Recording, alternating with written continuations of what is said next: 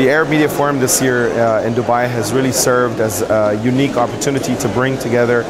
practitioners, journalists, reporters, editors, academics, thinkers, and opinion makers to a single spot, a single locale where they can discuss the new trends, the new direction of media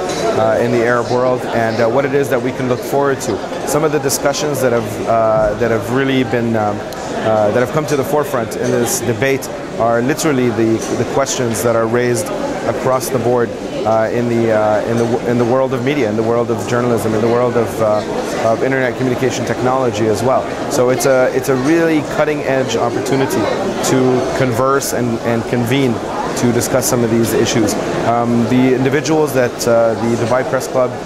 has brought together are a very, very lively group of individuals who have been very, very candid with their views and very open-minded, and I think we've all walked away with an incredible wealth of knowledge and experience, and I hope it's something that will yield positively for future events and future meetings of the Dubai Press Club's Arab Media Forum.